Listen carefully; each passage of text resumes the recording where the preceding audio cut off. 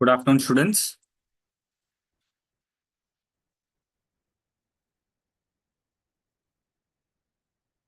So, as we had discussed in the last session, if there's any query on exemptions, you need to ask. And I've got the first question. So, we'll complete the questions which are pertaining to previous chapter, and then we will proceed further. So, first question is on the TDR. What is the provision of TDR which we were discussing in the last class? I'll just tell you the reference number of the chapter or the page number. Or if it is not there, because there are a lot of exemptions which have been amended and things that's there. Some exemptions may not be in your book. Let me just tell you which page is that.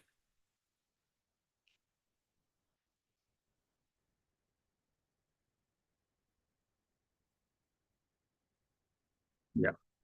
Construction services entry number 41A and 41B was the entry 41A and 41B. Just give me one moment.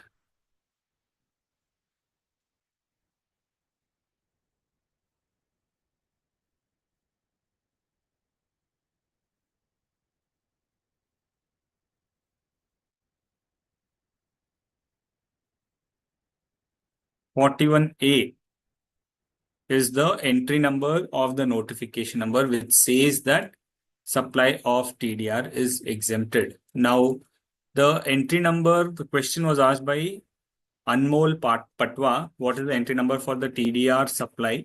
The TDR supply is 41A and 41B. So we'll have to just check whether that entry has been specifically included or excluded from your study material.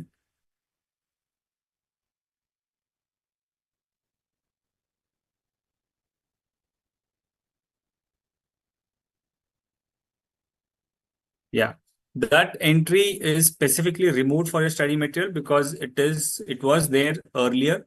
Now they have removed it. We will have to check what is the reason for the removal because there was no necessity to remove it. One moment, I'll share the screen so that you can understand.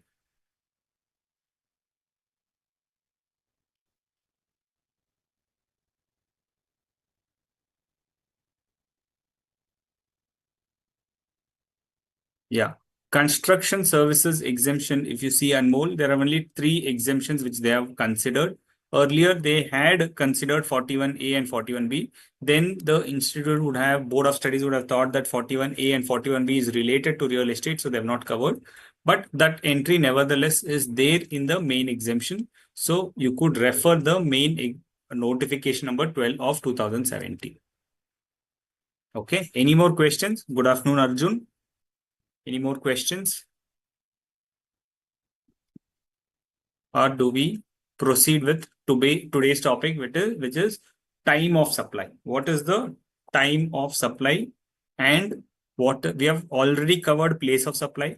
So we'll now have to cover time of supply and value of supply. So we'll try to cover time of supply today. Very easy topic. It is understood.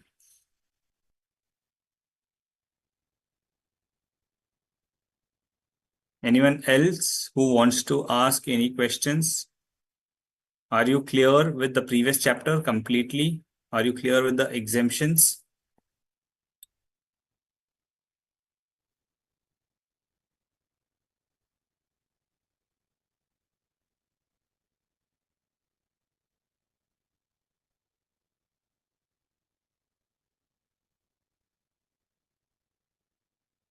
Okay. So then if there are no questions, we can start with the time of supply. What is this chapter? We have understood what is the place of supply, correct? We understood where the transaction is in a different place, not necessarily a different state, because we have understood with the example that the place can be same, but the place of supply, okay, that is very important, where the location of supplier and place of supply are in 2 different states, then it is treated as a interstate supply. So determining the place of supply is important. Now, determining time of supply is also important. We will discuss in this chapter of time of supply because the chapter is very less. You have to only understand 3 provisions under goods, 3 provisions under supply, under service, supply of goods, 3 provisions, supply of services, 3 provisions. But around that, practical implication of this is very far-fetched. So this understanding of this chapter will give us a understanding saying that if I have made a supply, when I should pay the tax on it, right? Because like we know for services, services has various elements. Similarly, there could be various elements for goods also. Since there will be multiple elements, which element has to be taxed will be decided by the provisions of section 12 and 13 of the GST Act, which will deal with the time of supply for goods and time of supply for services. So what is our agenda for today? We will understand what is the time of supply for goods and what is the time of supply for services. Sir, why again 2 categories? Same answer, so same doubt even I had. Then I thought that when it is one GST, their time can be same. Of course, place of supply, I understand it can be different, but at least time of supply should be same. But no, that is not the case, because for goods, delivery is happening, movement is happening. For services, neither delivery nor movement is happening. So we cannot have a common principle for goods and services. ठीक है, तो time of supply का महत्व क्या है? महत्व यह है कि गुड्स के लिए प्रोविजंस अलग है, सर्विसेज के लिए प्रोविजंस अलग है. गुड्स जब आप सेल करते हो, ठीक है, सब एनी गुड्स आप सेल करते हो, तो फिर उसमें सप्लायर, रिसीवर और मूवमेंट ऑफ गुड्स है. लेकिन सर्विसेज में इससे अलावा और भी ज्यादा है. तो काफी सारी चीजें होने के कारण, डिफरेंशिएशन के कारण time of supply for goods अलग है और time of supply for services अलग है. इनके दोनों के प्रोविजंस अलग है. तो हम इसमें क्या कवर करेंगे आज के चैप्टर में? हम समझेंगे time of supply of goods and services in following 4 scenarios, where if it is forward charge, where it is reverse charge, where it is vouchers exchangeable for goods or services, and residual cases. So forward charge क्या है? हमको पता है ना forward charge. Anybody who can explain what is forward charge? Is this under CGST Act? Yes, Anmol. Time of supply is part of CGST Act section 12 and section 13.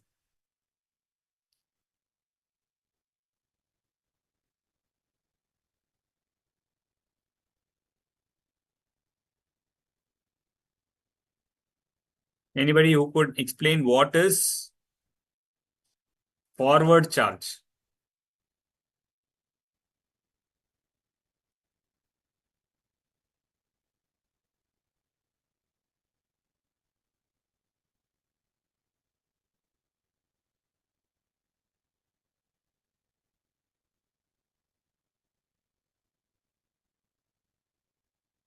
Right?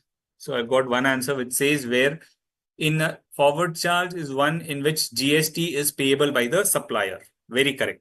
To the point, because we know in case of a reverse charge, GST is payable by the recipient. So in a normal scenario is where a GST is payable by the supplier. So when the supplier pays the GST, that is called as forward charge, where supplier pays the tax on behalf of the recipient. Can't say on behalf of the recipient because the supplier himself has to pay it. So he is collecting it and paying it. He's not paying it on behalf of the recipient.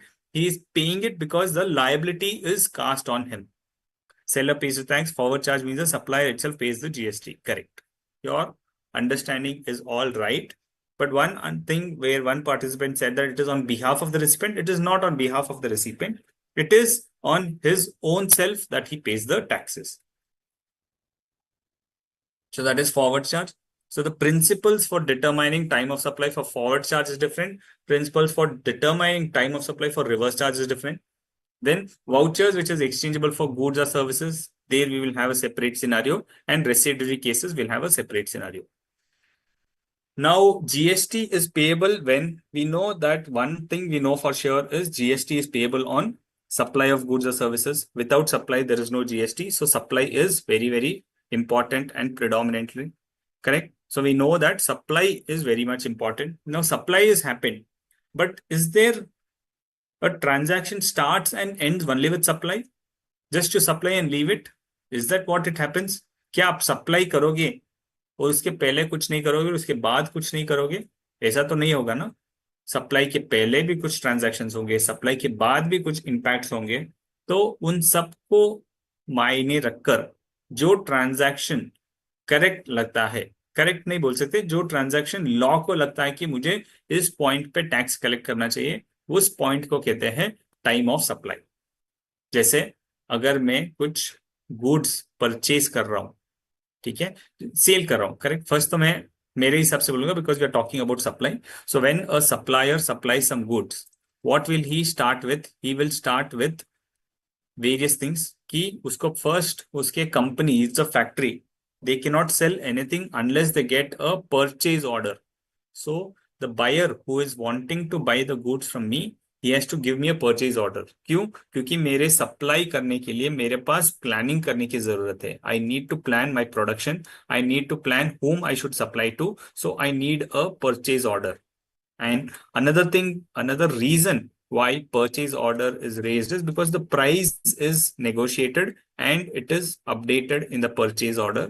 So once the purchase order is agreed and you accept it, what is the price mentioned in the purchase order? That is the price which you have to sell it. So it could be a purchase order or a purchase agreement wherein both of you, the seller and buyer, agree at a price and say that this is the price which I will supply the products to you at.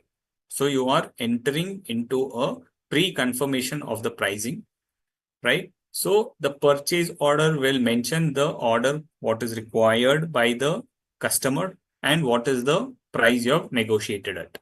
So first you start with purchase order. After you receive a purchase order, you will procure it. You will ensure that internally that many goods are there, and then you will deliver those goods. Okay.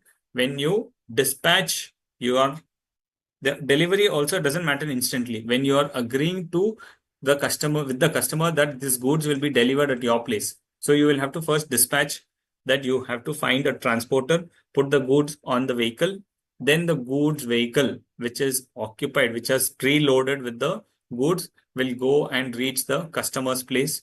So first is dispatching the goods from your premises and then delivering the goods at the customer's premises. Then it will be entered in the records, correct? Once you enter in the records saying that, okay, this is a sale, that is one event, then you receive the payment. So payment also could be of two types. One is after you make a sale, you get the money from the customer, or you could agree with the customer saying that this is a large order, I need some amount in advance. So before dispatch, before delivery itself, you may get an advance saying that, okay, once you give a PO, at that point of time itself, you have to give me a advance amount. So that is also possible. So same payment can be before or payment can be after. And then of that payment, you will have to enter it in your books of accounts. Suppose customer has given you a check for 1 lakh rupees. Now you may dispatch it after 2 months. So what is the point of supply in that case? Because is it after 2 months when you have deposited, or when you have entered in the book saying it is received? Because you may enter in your book saying that I've received the money, but actually check is deposited later on. So in all the situations, it becomes very, very dicey. Even say we are all talking about only in a transaction of goods. Only in goods case scenario also you see that so many pointers come in. So at what point of time will GST become payable? Any any ideas? At which point of time do you think supply will get triggered and GST becomes payable?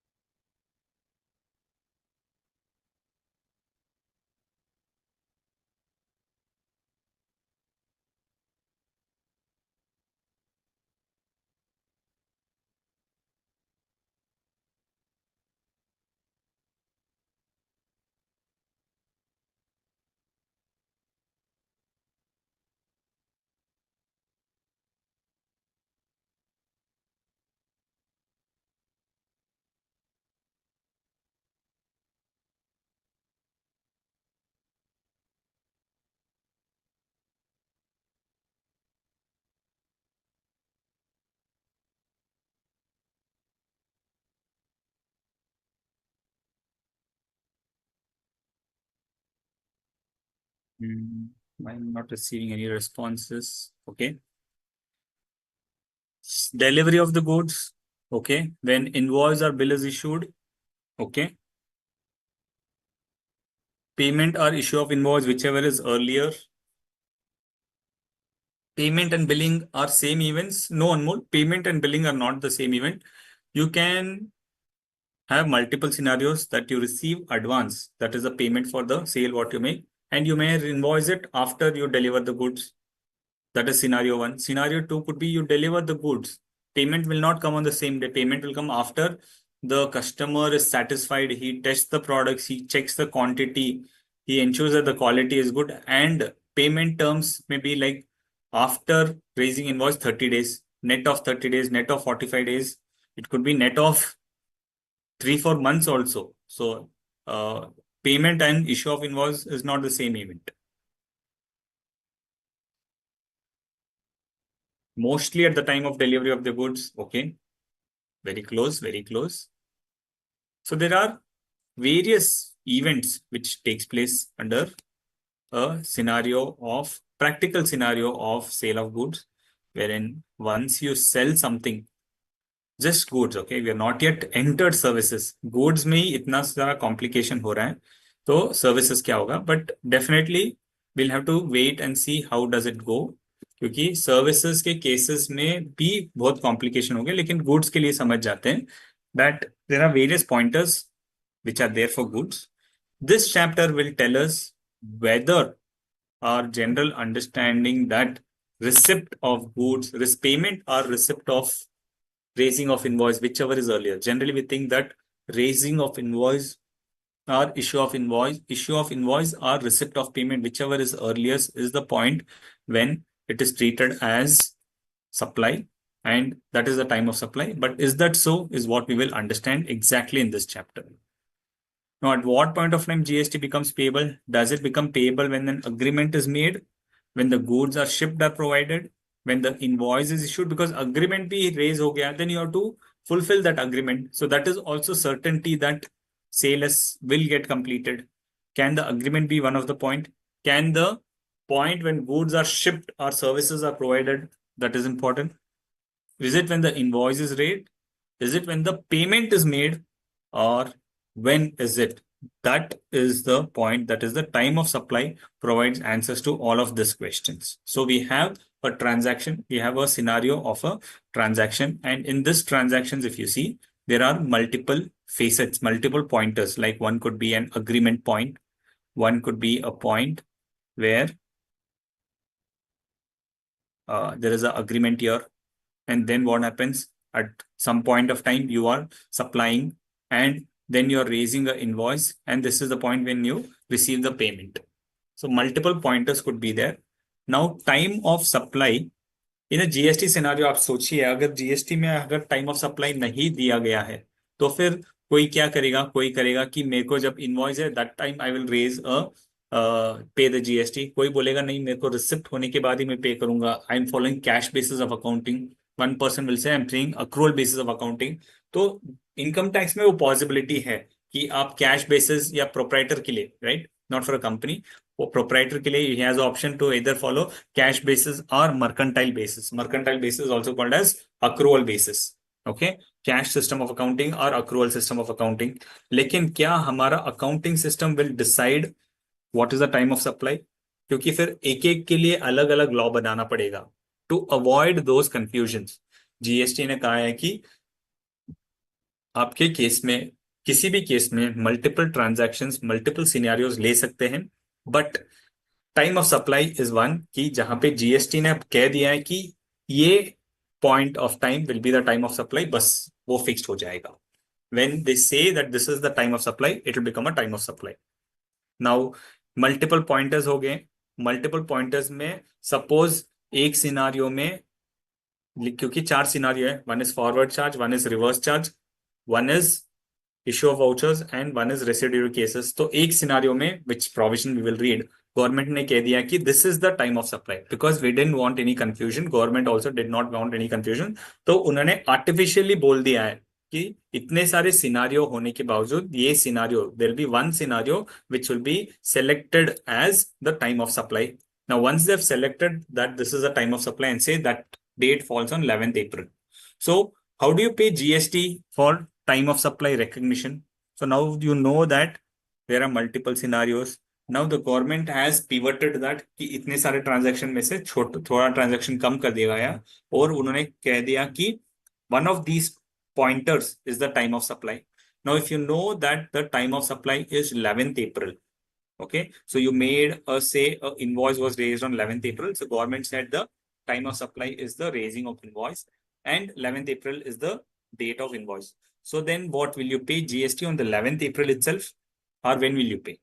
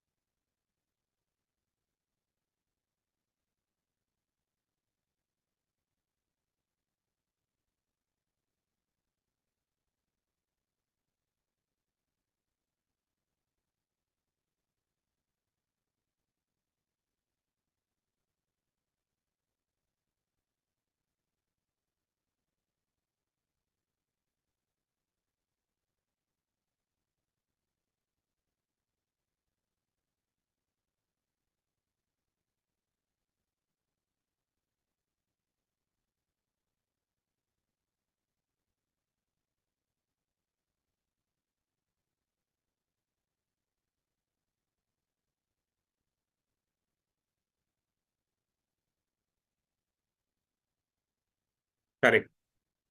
So Satya Gupta is saying that you will pay the taxes accumulated. Anmol Patwa is saying on the 11th. Correct. You both are actually right because 11th is not the correct date, Anmol. 11th, you have made a time of supply, but all of such times of supply, because whatever time of supply is falling in 1 month, we will accumulate that.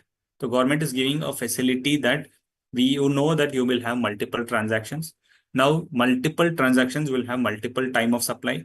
And when multiple time of supply is there, you don't have to come and immediately pay the taxes. Correct? Because आपके पास तो एक cell के लिए हम easily बोल रहे हैं, आप 100 या 1000 सेल करोगे तो फिर क्या ईच ट्रांजैक्शन के आप टैक्स पे करोगे immediately? That becomes really monotonous. So what you will do is you will the when you have determined the time of supply, you will arrive all at the time of supply for this month and you will make the payment of taxes together for that month. जो normal scenario है, when the returns portion we will understand, but it becomes relevant here to understand कि जब time of supply is decided, you will accumulate all the time of supplies for the month. जो भी time of supply अप्रैल में होता है, अप्रैल में fall होता है, you will accumulate all those scenarios. Suppose invoice is a typical scenario, right? So invoice जो भी आपने इनवॉइस रेस किए for the month of April, you will accumulated, calculate what is your sales, उसके ऊपर जितना GST है you will file it in a return and that return is called GST or 3B return. Monthly return है 3B return. In that return, you will pay the taxes on the due date, which is anytime before 20th May.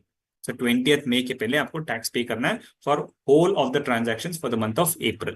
So आपको एक एक transaction पे tax individually पे करने की जरूरत नहीं. You can accumulate all the transactions and pay it. For goods, when invoice is issued or when he is required to issue an invoice. Correct, Pooja. So that is the time of supply. So when all the time of supply, like if you say invoice is the criteria, so you will calculate what all invoices you have raised for this month. आपके books of account में check करोगे आप.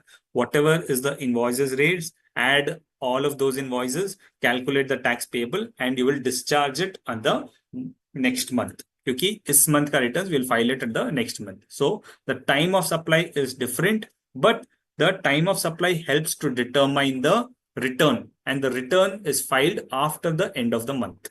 So you cannot say that 20th May is the time of supply. Nahi. Time of supply goes as per scenarios. And in our scenario, it is 11th April. 11th April ko time of supply ho gaya. Then the time of filing return is what is separately mentioned in the law for return. And basis that return, you will pay the taxes.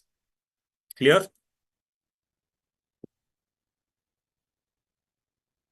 Now, before getting into time of supply, we'll have to understand few important definitions. One or two we already know. One is goods, right? We have discussed definition of goods even before. Again, for our brief understanding, because we are saying time of supply for goods is different, time of supply for services is different. So we'll have to understand what is goods. Goods means all kinds of movable property, and it includes actionable claim, growing crops, grass and things forming part of the land, which is agreed to be severed before supply or under a contract of supply. And it excludes money and securities. Okay. So we have done a deep study, deep understanding on this. So please refer to that chapter and understand what is the meaning of goods. So goods means all kinds of movable property, but it excludes definitely money and securities. So money and securities is outside the scope of GST. But it specifically includes actionable claims, growing crops, grass and things forming part of the land, which is agreed to be severed before supply or under a contract of supply. That is the definition of goods. Definition of services. Services means anything other than goods. Service means anything other than goods. Goods means anything other than service? No. Goods doesn't say so. So services means anything other than goods. And it also doesn't cover what was excluded under goods, that is money and securities. Similarly, in services also, money and securities is not included. Money and securities is not included in the definition of services. But what does it include? It includes activities relating to use of money or its conversion for a consideration. Activities relating to use of money. So if I go and very typical scenario is when I go to a bank and deposit a cash. That is a transaction in money. There is no supply. I am depositing in my bank account. Fine. Now I'm giving a check to another person. Is there a supply? Still, there is no supply because that's only a transaction in money. But for this activity, if there is some charges, like if I have foreign currency and I'm giving to a banker, he will give me INR. Correct? That is a transaction money because one currency is getting exchanged for another. But activities relating to use of money are its conversion for a consideration. When I'm doing this conversion, there is a consideration which is charged by the banker, and the banker charges something as conversion charges. That conversion charges is treated as services because definition of services says you exclude money, fine, but the activities relating to use of money, whatever things you do with that money, so you will do a conversion, that conversion charge is liable. Then activities facilitating or arranging the transactions in securities. Since we had said money and securities are included, money and securities will be included, but any activities facilitating or arranging transactions in securities, that is, you hold shares. Now, when you're holding the shares, now you want to convert it. Okay, you want to demat it and you want to sell it. Now, for this sale, there is no supply because securities is outside GST. But this sale, when it is being sold on the demat account through a stockbroker, that stockbroker will collect some charges. Now, that charges is a activity facilitating transaction in security. He is facilitating in selling the security. He is facilitating in finding a buyer. He is facilitating in getting the physical shares into demat shares. So all of these transactions is treated as a service. So when you buy any share on the share transaction, there is no GST, but there are other charges, including the brokerage of the share broker. On that brokerage charges, GST will apply. Okay. Clear? Services. Services means anything excluding goods, money, and securities, but includes activities relating to use of money or its conversion for a consideration, or activities facilitating or arranging transactions in securities. Now, recipient, we know this recipient. Yeah, kind of we know because we have read the definition of consideration, but we'll understand it here more clearly. Services recipient is if the consideration is payable. So if there is a consideration which is payable, there could be a transaction where there is a consideration. So we'll see that scenario first. There can be consideration, there cannot be consideration. We'll go with the scenario one where there is a consideration. If there is a consideration which is payable for the supply of goods, then the person who is liable to pay the consideration is the recipient. Okay. Now take a scenario of a person liable to pay consideration. Okay. Now we have seen a scenario of bill to ship to transaction. So we have seen a chart. Understand that chart.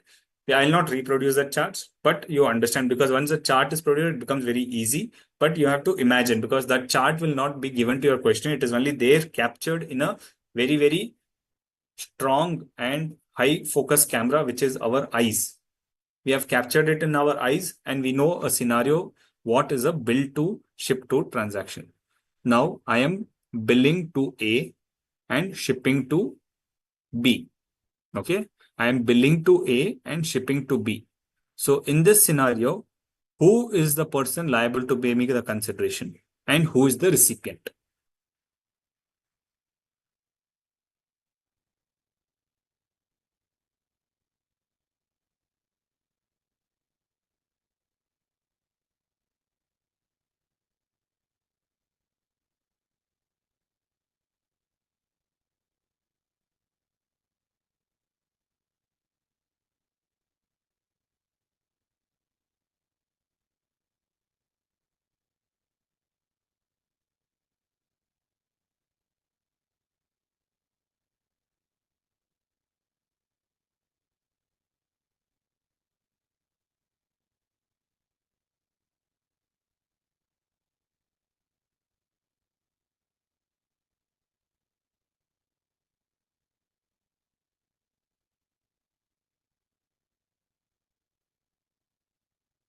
Okay.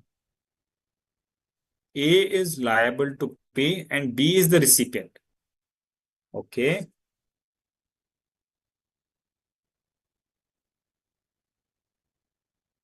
B is the actual recipient.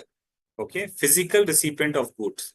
But since you are saying A is liable to pay, so see this case scenario that your answer is definitely correct. A is liable to pay because he is the person who is liable to pay the consideration because he has placed the order, but he told me to deliver to B. You are right. Now, the recipient, for the purpose of GST, that who is the person who is not the recipient of goods, who is recipient of the service, or who is recipient of the goods when you do a bill to and ship to transaction, even though the physical delivery position is happening to B, but the actual recipient, not the literal recipient, but the person who's receiving my services or who's receiving my goods will be A itself. Because the definition of recipient clearly says that if consideration is payable for supply of the goods or services, then the person liable to pay the consideration is the recipient. So, जब मैं invoice raise करूंगा, मैं A के नाम पे raise करूंगा. So once I'm raising it in the name of A will be the person who can claim the credit. So the importance of recipient is two-folded. One is to understand under the time of supply, also to understand that who is the person who can claim the credit, because only the recipient under GST can claim the credit. Anmol Patwa is saying correctly, the third person at whom direction delivery takes place is liable to pay and who receive the goods is the recipient. So person who is liable to pay, in this case, A is liable to pay. He is called in that term as the third person because he is the third person between me and this person who is getting the delivery. So the recipient is the third person in whose direction the delivery takes place.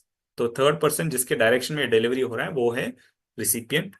He is called as a recipient for the GST purpose क्योंकि he is the person who is liable to pay the consideration. Correct? Now, if no consideration is payable, so हमने समझ लिया है कि जो consideration pay करेगा वो recipient है. Correct? Now, somebody we are saying this example of a call center. Now, a call center जो है किसका call उठाता है? Say you are having the services of a Airtel internet at your home. ठीक है। Now Airtel के queries आते हैं तो Airtel has setup a call center. Now call center को कॉल कौन करेगा? कस्टमर करेगा, and the solution is provided by the call center to the customer. Now in this scenario, who is the recipient?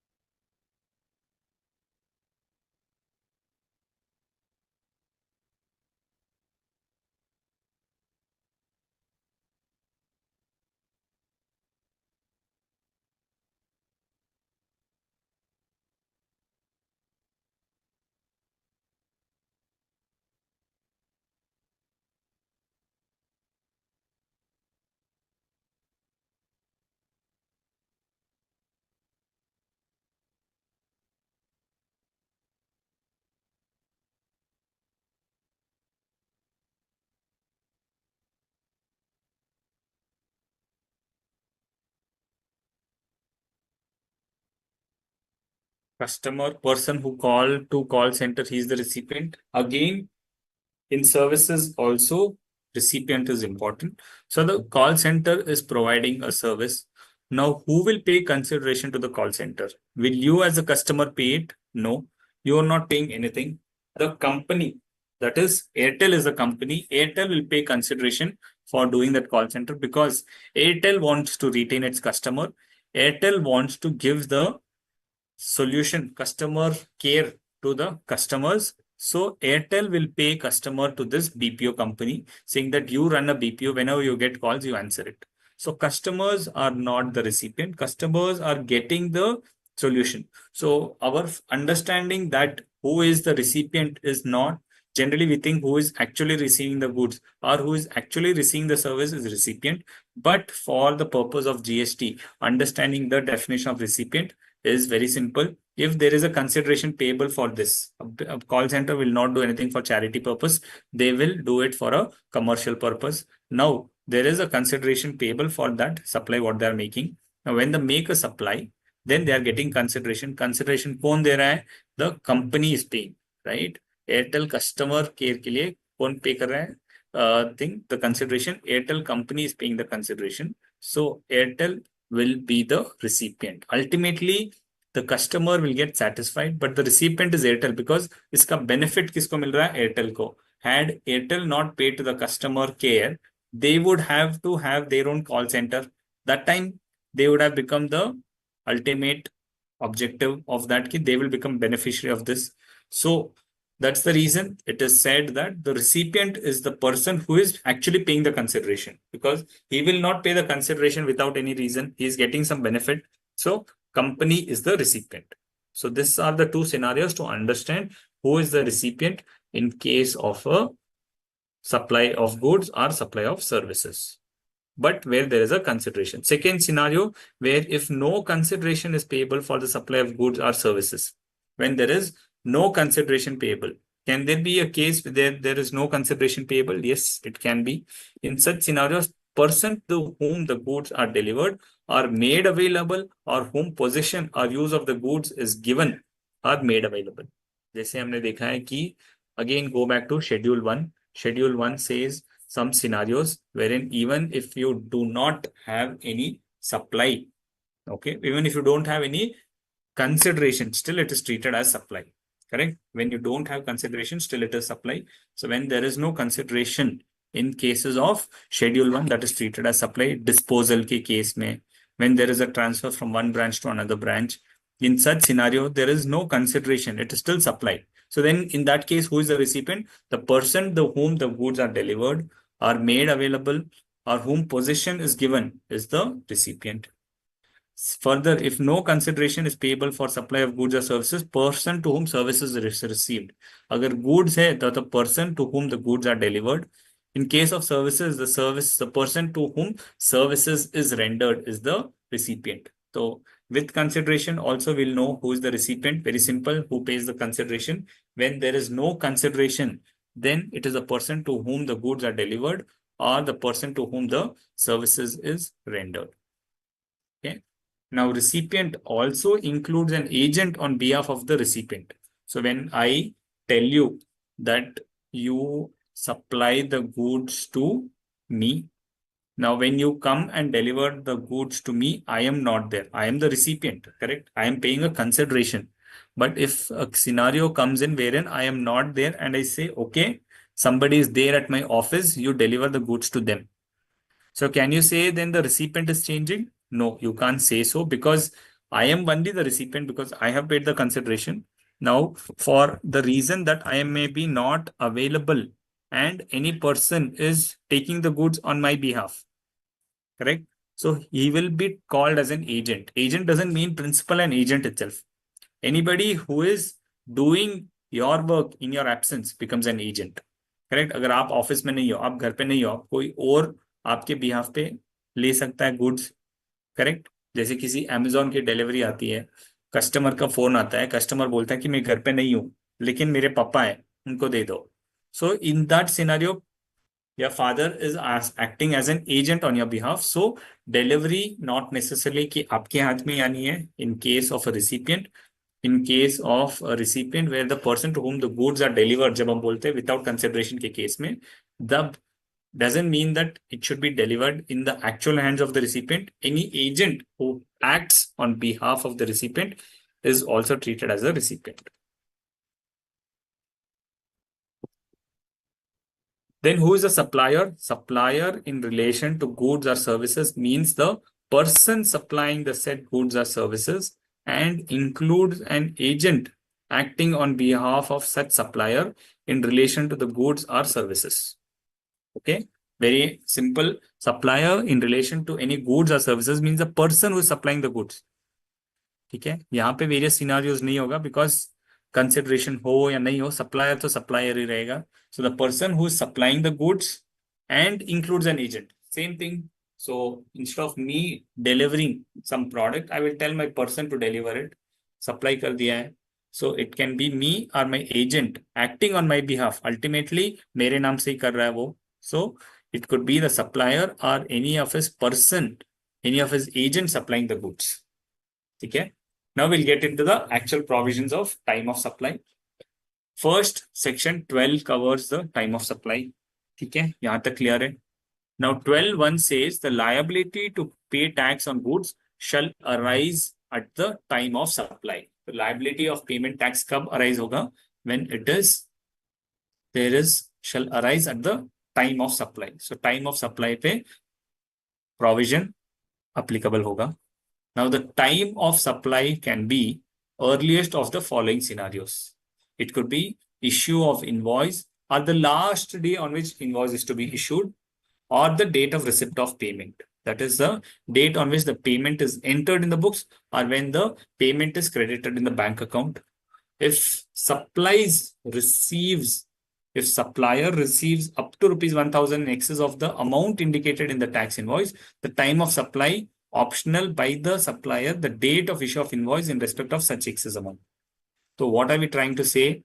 Time of supply is date of issue of invoice or receipt of payment, whichever is earlier. Now receipt of payment के लिए क्या definition दिया गया? When there is a payment in your books of accounts or paid in the credit in your bank account, whichever is earlier. तो issue of invoice और receipt of payment ये दोनों important है. लेकिन this is there under the law. Law में अभी भी ये provision है saying that the time of supply of goods is date of issue of invoice or receipt of payment, whichever is earlier. But there is a notification. This notification you have to remember. ये आपको definitely याद करना पड़ेगा. That is section notification number 66 of oblique 2017 dated 15 November 2017, which says that taxpayers under forward charge are not required to pay GST at the time of receipt of advance in relation to supply of goods. So section 12 तो बोलता है भैया time of supply will be date of issue of invoice or receipt of payment, whichever is earlier. लेकिन notification बोलता है कि अगर आप सप्लायर ऑफ गुड्स हो, specifically I mentioned it, if you are supplier of goods then you are paying tax under forward charge, specifically बोल दिया गया, not services, services will not be covered, सिर्फ goods will be covered. Goods में भी कौन सा, only if you are paying taxes under forward charge, अगर reverse charge pay कर रहे हो तब ये अप्लाई नहीं होगा, it will only apply in a case when you are paying tax under forward charge. Normal case scenarios में जब आप सप्लाई करते हो, the taxpayers under forward charge are not required to pay GST at the time of receipt of advance in relation to supply of goods. ऐसा क्यों हुआ? When GST started there were two problems, that भैया अगर मुझे advance पे supply, advance of goods पे supply पे करना है, तब मैं क्या गुड्स सप्लाई करूंगा मुझे पता नहीं है, because I can supply anything. I could supply a goods which is at 12%, which is at 18%, which is at 28%. तो आज मैंने सिर्फ एडवांस रिसिप्ट किया है, उसके ऊपर मैं जीएसटी कैसे भर सकता हूँ? So that was the reason that deleted it. Okay, and then another reason is that when GST started, they contemplated that it will be possible, but later on they said that goods के case में getting advance is normal, उसके ऊपर आप GST collect नहीं कर सकते हो. So because of these two reasons the time of supply for goods will only be the date of issue of invoice. In the case of goods receipt of payment नहीं रहेगा, so it will always be date of issue of invoice only. Now time of supply of goods will effectively क्या हो जाएगा?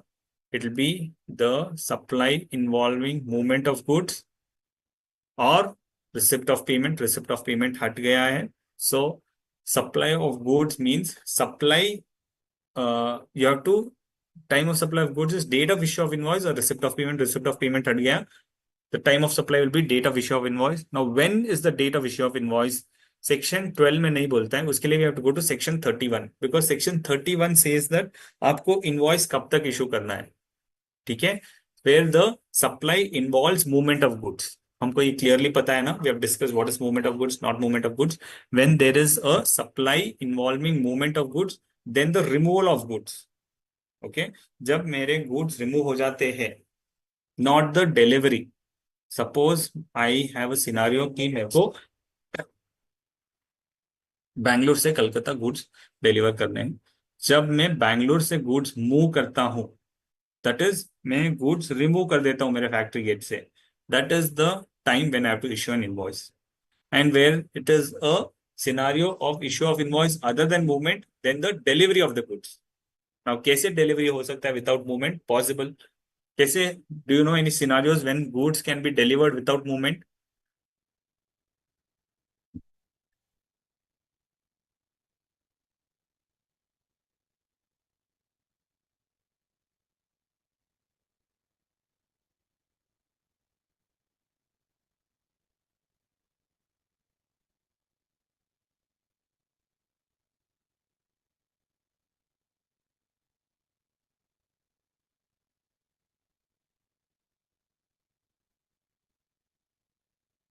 Can there be a supply not involving movement? Because we are saying a scenario of supply of goods involving movement. That is normal scenarios कि जब भी आप खुद cell करते हो, whenever you buy some cosmetics, whenever you buy some stationery, the goods are removed from the store and given to you. ठीक है, जब वो remove करेगा वो invoice raise करेगा. But then there is a scenario over here which says that date of issue of invoice other than movement.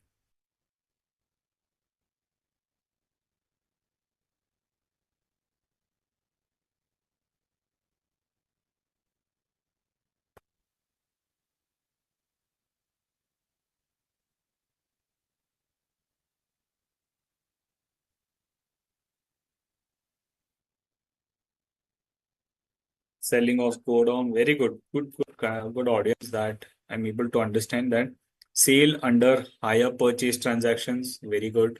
Selling of go down and higher purchase, correct. So it could be various scenarios. One is higher purchase, or other case could be that when I am supplying something which is already with the customer, now we are just changing the hands. Earlier he was holding the goods in case of sale or approval basis also, when it has already been delivered, right? Or it is already with the customer. Now Only he's giving me a confirmation. So there is no movement. So in such scenario also, when the goods are actually delivered, when the ownership is shifted, that is the point when invoice has to be raised. So invoice has to be raised within a specific time limit.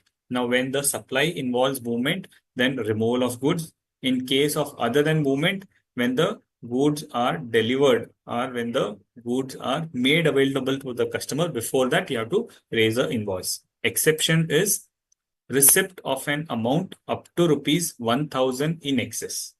Now, if you are receiving any amount, you have billed 5,000 rupees. Now the customer has given amount of 5,500 rupees. तो 5,000 तो आपका cell हो गया because 5,000 के लिए आपका invoice है. Now to the extent of 500, it could be treated that there is time of supply is receipt or payment, but we know that section rule notification number 66 has removed the condition of receipt of payment or issue of invoice, whichever is earlier, that is gone. So this scenario also will not apply to goods. Receipt of an amount up to rupees 1,000 excess doesn't matter. कितना भी amount आने दो, because advance के ऊपर तो GST लगेगा ही नहीं. So it will not matter. Okay. When it will matter, it will only matter in case of services, because services we still have this scenario. जब services जाएंगे तब discuss करेंगे. And supply is deemed to have been made to the extent of invoice or value of payment. These also exceptions that is there under the law, but not relevant for supply of goods. Now we'll get into the continuous supply services. Now screen is visible, Ayushi. I think when I'm coming and seeing the questions, that time the screen is not visible, because I'll have to see the screen for the timely on a timely basis to see if any questions have come up. That's why I have to swap the screen. Now, this is supply of goods under forward charge. Now, there is something called as a continuous supply. You have to understand what is a continuous supply, because the time of supply for continuous supply of goods is different.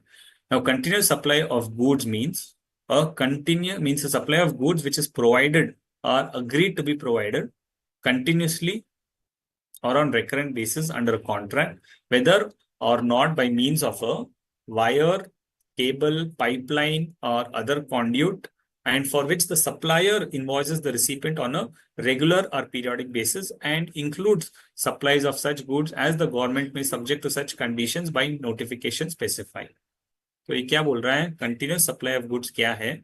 Continuous supply of goods का मतलब है supply of goods which are provided or agreed to be provided continuously or recurrent basis. मतलब continuously supply हो रहा है under a contract, can be through one of the means. It could be through a wire. ठीक है, wire से through क्या हो सकता है?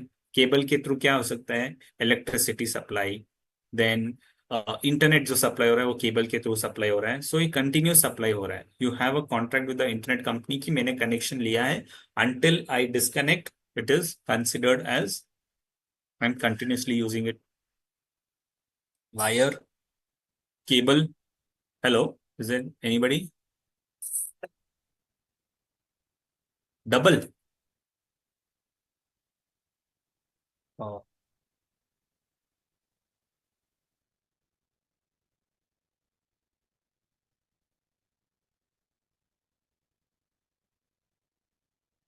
अभी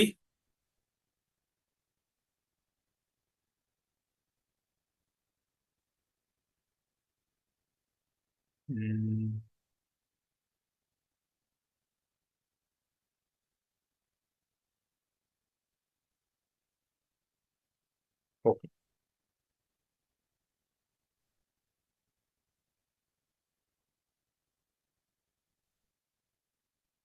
Okay. So continuous supply means continuous supply can happen that you are supplying it on a regular periodic basis. It can be through a pipeline. So to understand internet connections, then through pipelines could be that there is a pipeline from generally when you see flight companies, they use something called as a air turbine fuel, ATF. Now this ATF is supplied by the oil companies to the airlines yards directly. So they don't have to buy it like how we buy a petrol, go to petrol bunk and buy it. They have a pipeline because continuously they will require this fuel.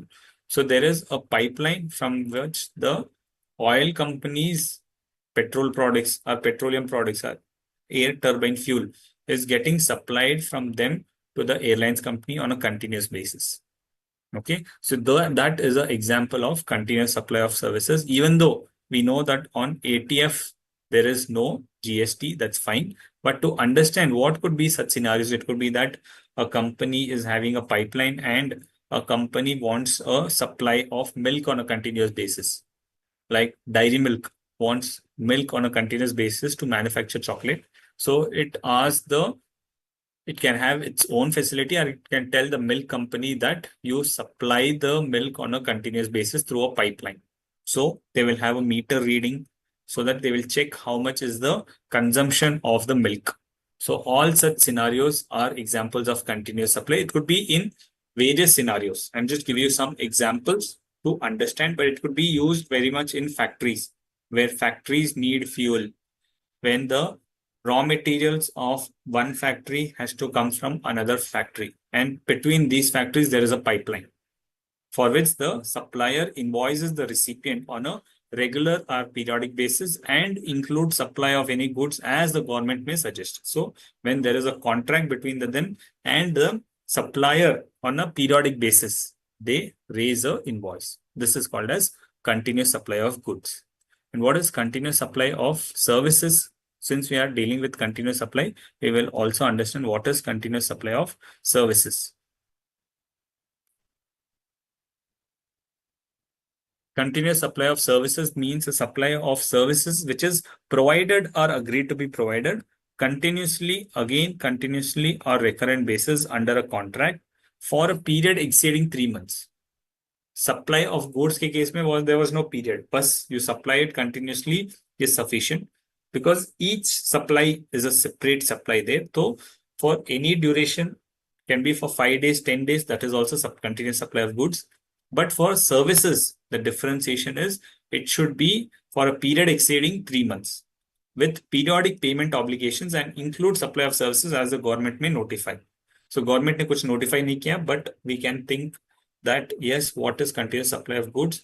Nothing complicated. जब आप goods को continuously supply करते हो without any break, कि एक supply हो गया बंद हो गया, नहीं, कंटिन्यूसली आप सप्लाई कर रहे हो, that is a definition of supply of goods.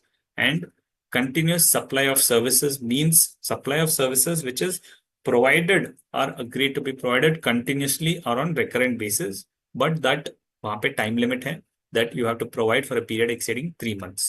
Now continuous supply of services का for goods तो हमने definition या example के साथ समझ लिया, but for services how do you understand? Gas connection. Yes, gas connection was a good example, Abhijit, of continuous supply of goods. Now, continuous supply of services. Now, continuous supply of goods and gas connection. अब जितना भी meter reading होगा आपके monthly में, and that bill raise करेंगे और GST charge करेंगे. ठीक है, लेकिन continuous supply of services means जब मैं सर्विस प्रोवाइड करता हूँ on a continuous basis, like say a chartered accountant is there and he is providing audit services. Now जब ये वो ऑडिट के लिए करता है, बड़ी company, private limited listed company का करता है, that audit period goes for 5 months. He starts somewhere in February and his audit continuously goes because so much of transactions are there. तो 5 महीने लग जाते हैं. Okay, so can we say it is a continuous supply of service? Or I'll give you a second example. Now you tell me what is continuous supply of service. I am providing a retainer service.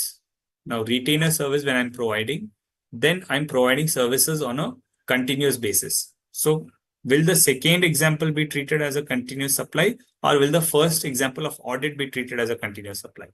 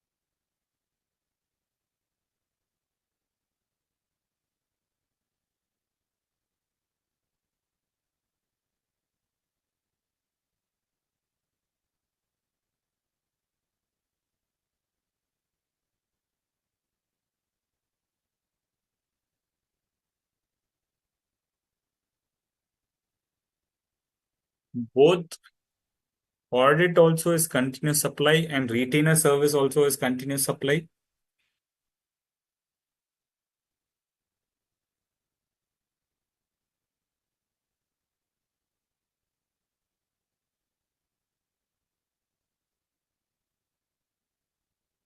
Okay.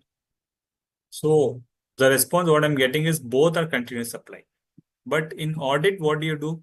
In audit services, finally, after a period of 5 months, you will issue one audit report, right? You're not going to issue monthly any reports, right? Even if you take 5 months of for audit, monthly one report you will not give. All of that is accumulated, all your efforts is put together so that at the end of 5 months, you will give one audit report.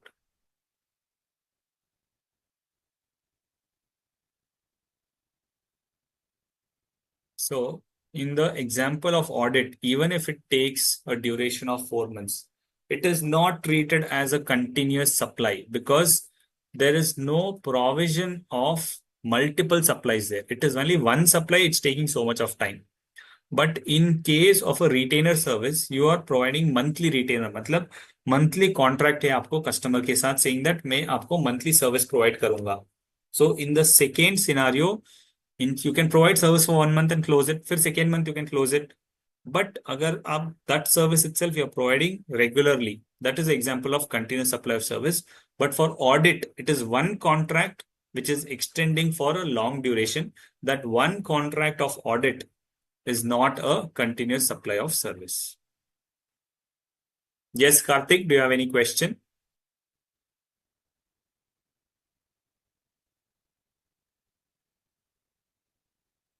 Okay. So continuous supply of service, we were saying is that if it is one assignment which is taking a long time, that doesn't mean it's a continuous supply. The nature of service is like that. But when a supply is provided, service itself is provided for a long duration of more than 3 months, then only it is a continuous supply of service. Now, what is the time of supply for continuous issue of time limit for issuance of issue of invoice? In case of continuous supply of goods, where successive statements or accounts are successive payments, because we know that for supply of goods, we know that date of issue of invoice is the time of supply because receipt of payment is not relevant. So when you should issue an invoice for continuous supply, in case of continuous supply of goods where successive statements of accounts or successive payments are involved, okay, where successive statements has to be given to the customer or successive payments मतलब continuous payments कि आपको decide कर दिया कि you are supplying a gas, right? And you have to raise monthly statements. So when you are raising this successive statement, मतलब monthly जो statements raise कर रहे हो या फिर आप successive payments receive कर रहे हो, the invoice shall be issued before or at the time. When should the invoice be issued? The invoice shall be issued before or at the time each such statement is issued. तो आप जब statement raise करते हो उसके साथ या उसके पहले invoice raise करना है या फिर आपके कॉन्ट्रैक्ट में स्टेटमेंट या स्टेटमेंट ऑफ अकाउंट्स देने का प्रोविजन नहीं है but you will have a provision for getting payment on a monthly basis. So अगर स्टेटमेंट का प्रोविजन है देन इश्यू ऑफ स्टेटमेंट या फिर पेमेंट का प्रोविजन है. अगर इश्यू ऑफ स्टेटमेंट नहीं है, दोनों है तो फिर स्टेटमेंट के बेसिस पे जाना पड़ेगा. अगर स्टेटमेंट नहीं है, if you are receiving some payment, तो फिर पेमेंट के बेसिस पे जाना पड़ेगा. इन पेमेंट के पहले आपको इनवॉइस रेज कर देना चाहिए.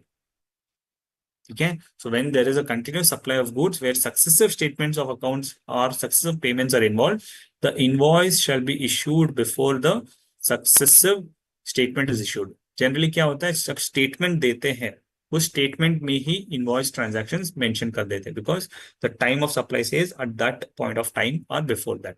तो वो टाइम पे हो गया है क्योंकि आपको स्टेटमेंट तो वैसे भी देना ही है.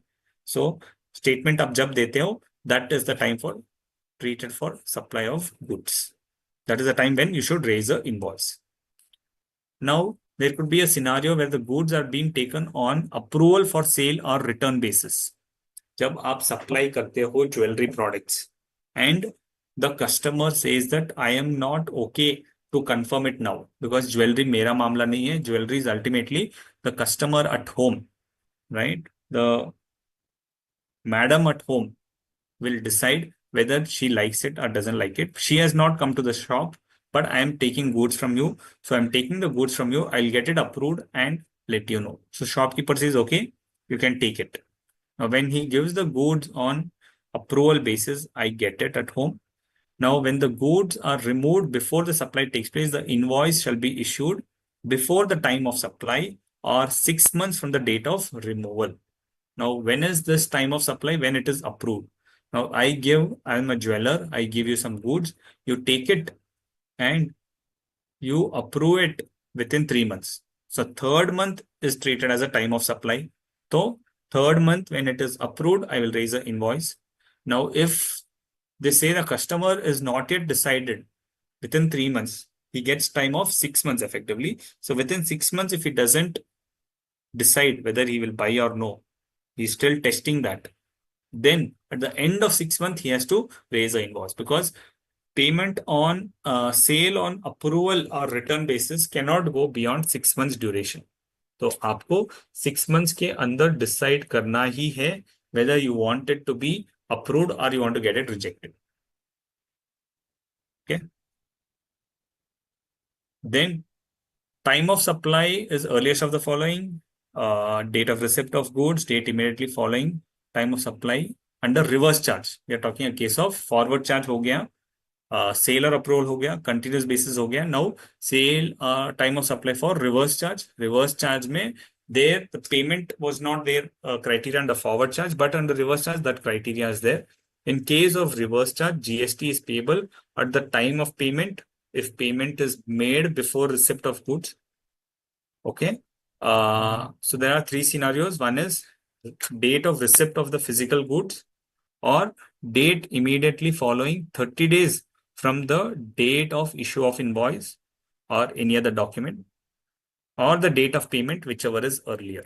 So when you have to pay GST under reverse charge on goods, which is not there for your question, for your syllabus, because for your syllabus, what you have is RCM on services, but the time of supply is important. When they say that you have to pay reverse charge on the goods and they give you various dates, that time you have to decide what is the time of supply. The time of supply is earliest of condition 1, date of receipt of goods, actual receipt कब होता है. Then second scenario is date immediately following 30 days. The date immediately following 30 days from the issue of invoice. So supplier will give you an invoice, not a tax invoice, क्योंकि reverse charge पे तो आपको pay करना है as a recipient. Like supplier gives you an invoice. It can be non-tax invoice. It will just be called as sales invoice. तो उस sale invoice के 30 days के अंदर या फिर actual receipt या फिर payment whichever is earlier. Okay. If not possible to determine under option A, B, C, then time of supply is date of entry in books of accounts of the recipient. लेकिन इन तीन scenarios में भी नहीं आते. You don't fall under in any of these three scenarios. That you don't know when you have received it, you don't know the date of invoice.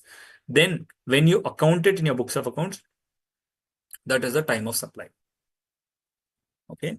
Under RCM, the date of invoice is not the time of supply. Under forward charge, date of invoice, but on reverse charge, it's not a single scenario. Under reverse charge, you have three scenarios: date of receipt of goods, date immediately following 30 days, or date of payment, whichever is earlier.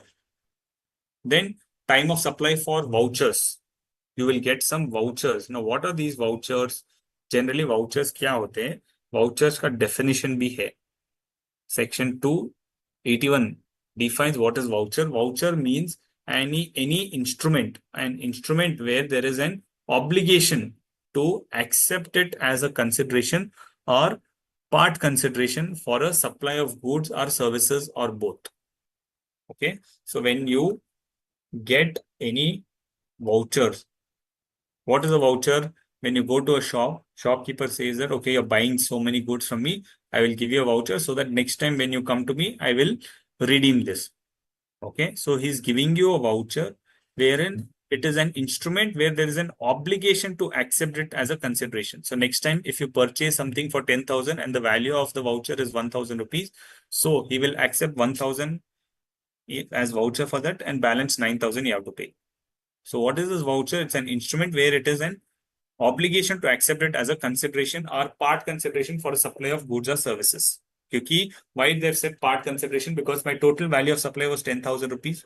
Now the voucher need not be for the same value. Whatever is the value of the voucher, to that extent, it will be treated as a consideration. So when 10,000 is the value of supply, 1,000 voucher is considered as a part consideration for the supply. So basically what are we doing? We are saying that when a salesman, when a company gives you anything which has a value of a consideration, which has the value of giving you the benefit of using it as a money, that is called as a voucher. Now, time of supply of voucher is two things where the supply is identifiable, then the date of issue of invoice, because you're giving a voucher today and you know what supply will happen. That is the scenario where the supply is identifiable. When the supply is identifiable, then the date of issue of voucher. In all other scenarios, that is when the supply is not identifiable, then the redemption of the voucher. So I give you a voucher today for 100 rupees. Now you can buy from me only the items what I'm selling. I'm selling only one item, which is the steel. I am a trader in steel products. You will buy only steel, and steel has only one rate. So then when the supply is identifiable, then the date of issue of the voucher is the time of supply. In all other cases, when you don't know what you will redeem for, because if I give you a voucher and you can buy anything. You can buy shoes also, you can buy groceries also and everything. So the supply is not identifiable. When the supply is not identifiable, you don't know the rate. So in that scenario, when you redeem it, that is the time of supply. Okay. So what are we trying to say here? We're trying to say that, we'll understand through example. Time of supply of voucher is if the supply is identifiable, then the issue of invoice. If the supply is not identifiable, then the date of redemption of the voucher. When you redeem it, that time you'll get to know what is the supply, what is the GST rate. So once you redeem it, that is the time of supply. So take an example, you're getting a food pass. Okay. You get a food pass and say that the value of the food pass is 100 rupees. You can use it to buy anything at a mart, food mart, जैसे D Mart हो गया, yeah, any kind of a supermarket where you can buy anything. Now, when you get this food pass, you can buy anything. So is this identifiable? No, because supply is not. You can buy anything at the food mart. You can't buy it outside because the food mart or the D Mart or the shopping mall is giving you the voucher. So you can buy only from that location, but the supply is not identified, saying that what you will buy. You can buy anything. So where supply is not identifiable at the time of issue of voucher, then the date of redemption of the voucher is relevant.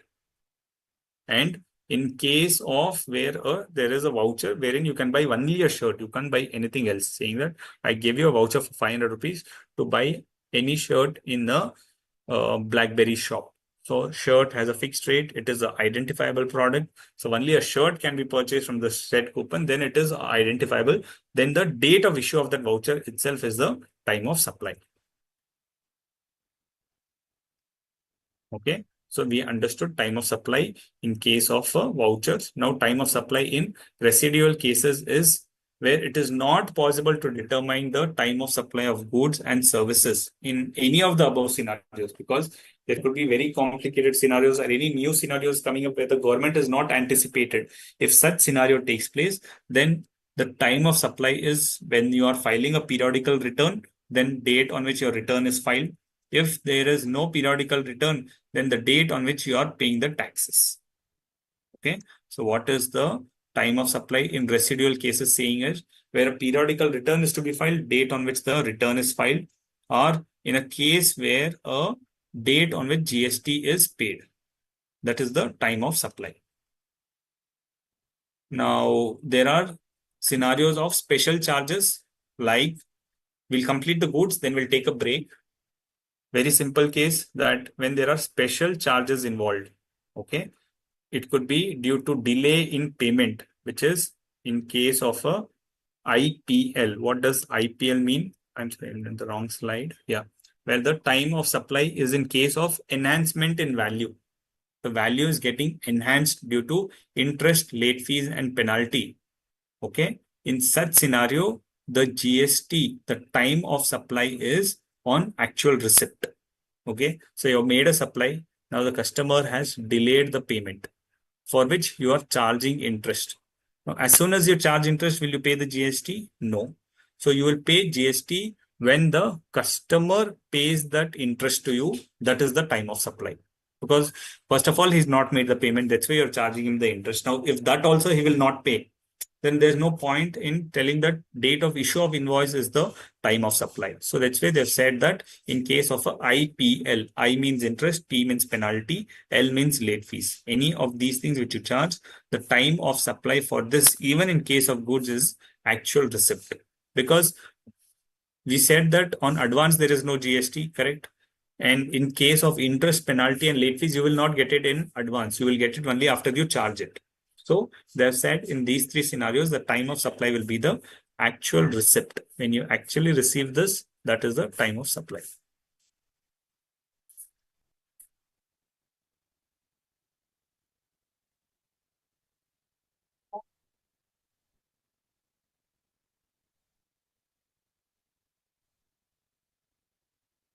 Yeah, we'll take a break of 10 minutes here. We'll catch back again at 4:30.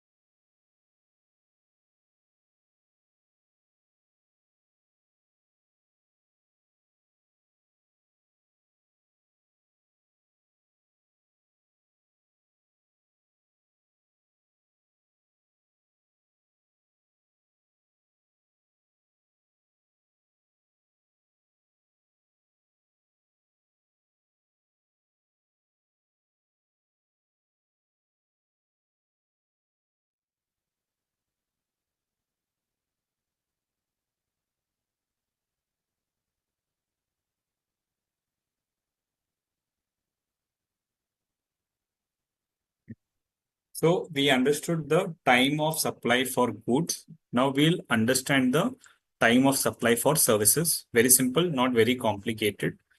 Since we understood the time of supply of goods, we can understand the time of supply of services. But here, unlike time of supply of goods, where there was a notification number 66 of 2017, which said that for supply of goods, issue of invoice only will be the time of supply. Advance receipt will not be considered. But for services, that is not the case. So for services, we will see that the time of supply will be the issue of invoice or receipt of payment, whichever is earlier, because for supply of services, they have not brought any notification, and the notification number 66 doesn't give that exclusion for services. That notification number 66 of 2017 is only for goods, wherein for goods, we are saying that you will get the benefit that even if you receive advance, you don't have to pay GST. But for issue of supply of services, if you receive any advance, okay, so you are providing some services of consultancy.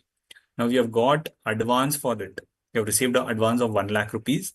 Service you will provide after 3 months, 4 months, whatever time. Now this advance is towards this service. So once you receive the advance, you have to pay GST. So supply of service is different to that extent that when you receive any advance, you have to pay GST on it. Now we'll go to the slide. The time of supply of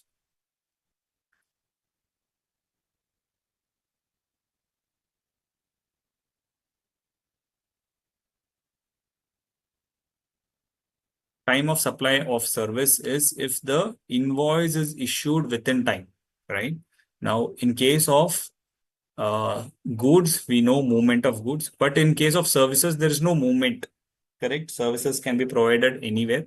So they're saying that if you issue the invoice within some particular time. Now, what is that time? For normally, for any person, it is 30 days, and it is 45 days for insurance companies, banking companies, and financial institutions. Because there they need more time to consolidate and get the information. So in case of a insurance company, banking company, or financial institutions, they can issue the invoice once completed the service within 45 days. But for other people, it is within 30 days. If you issue the invoice within 30 days, then it is treated as you have issued the invoice on time. Now, if you have issued the invoice on time, the time of supply is issue of invoice or receipt of payment, whichever is earlier. Okay, you can issue the invoice within 30 days. If you are issuing the invoice within 30 days, then the time of supply is issuance of invoice or receipt of payment, whichever is earlier. यहाँ पे receipt of payment is an exception, will not come here. That will come only for goods. For receipt of services, for issue of services, issue of invoice or receipt of payment, whichever is earlier, if you issue the invoice within time.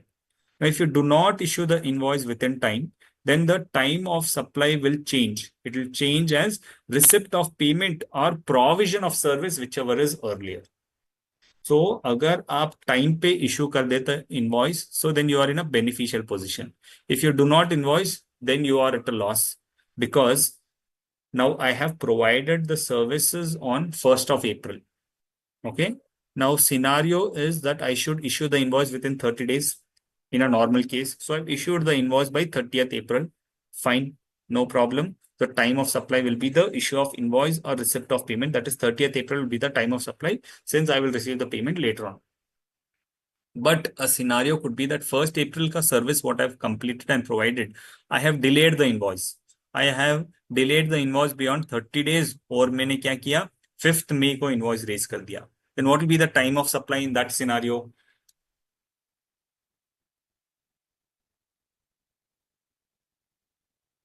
Are you following me? What will be the time of supply where the invoice services is completed on 1st April, but invoice is raised on 5th May?